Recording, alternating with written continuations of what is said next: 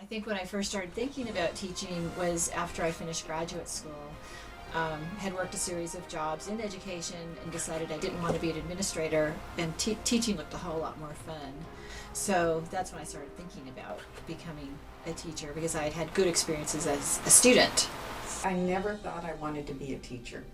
That was never my goal when I was in college, but after I had my second child, I knew that I didn't want to just sit at home, and so I started teaching up here, and I found that I really enjoyed teaching. I liked helping people through math and want them to enjoy math as much as I did. It goes way back to when I had teddy bears, and there were three of us in the family, and my brother and sister both had teddy bears too.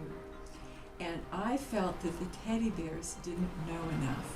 So I had school, and I conducted school on the end of the bed with all the teddy bears lined up. Now, one of the teddy bears, though, was a little bit bigger, so I had to put him in a high chair. And, of course, my teddy bear was the one that was promoted. The other teddy bears just didn't make it out of first grade. They just kind of sat there on the end of the bed. And my brother and sister would ask me, well, how are they doing? And I'd say, well, you need to work with them more. They're really not doing very well. So, yeah, I had mock school with the teddy bears. Well, I don't really think I thought about being a teacher as much as early. I thought I might be a librarian, because I really liked my librarians when I was a kid. I liked being surrounded with books. I think when I started thinking about teaching, it was more about being able to talk about literature and get paid for it, were sort of the first ideas that crossed my mind. Teaching became more important to me as I got to know students, and I got to understand people's real struggle with language and not having a reading society anymore. I came to the role of teacher later in life. My mother was a teacher, my older sister was a teacher, my younger sister was a teacher, and I decided I was not going to be a teacher. I'm a psychologist. And in fact, that's what I am. I'm an educational psychologist. I came to the role of teacher while I was getting my doctorate in educational psychology, and discovered that I was very good at that role in dealing with undergraduate and graduate students.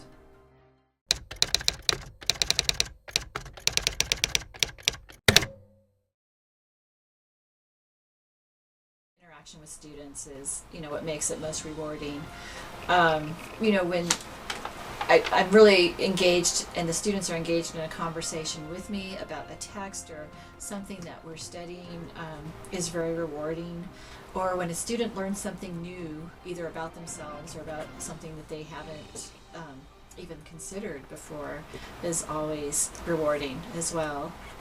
Well, what I like most about teaching is seeing the light bulb come on with students when they understand math.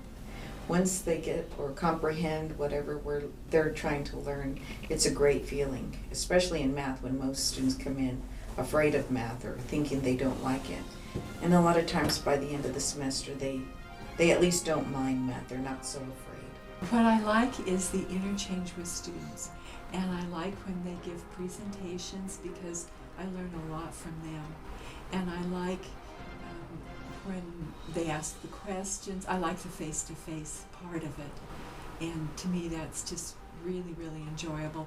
When they work in small groups and I get to come around and talk with them and see how they're doing, and when they're really relaxed about the ideas and they can kick some things around without feeling like everyone else is evaluating them or judging them. Probably the students. You can't say that you love reading freshman comp essays.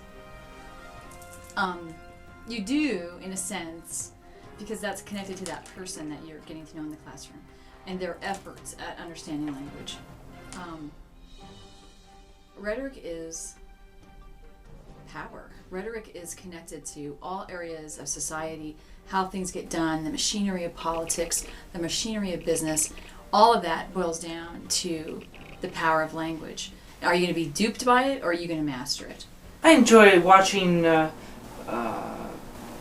people learn and grow during the experience, and the changes that take place between the first day when they come into your class and the last day when they leave your class.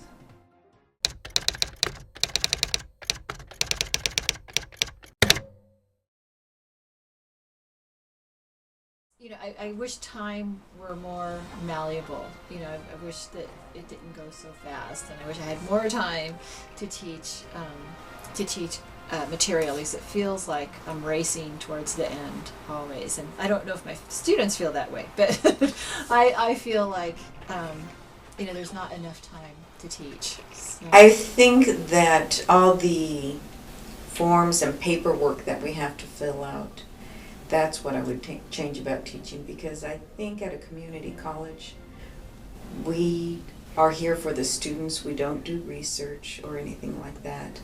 And that's our goal, is to get the students to whatever level they're trying to ascertain. You know, I think it's the funding source.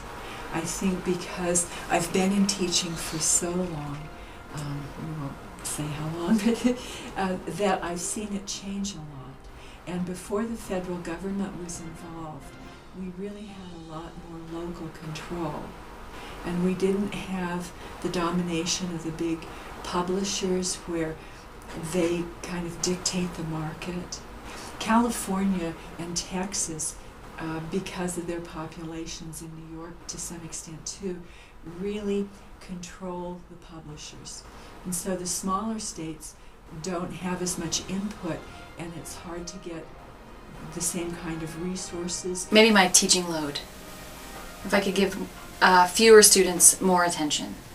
It would be easy to say, I wish students cared more about their learning.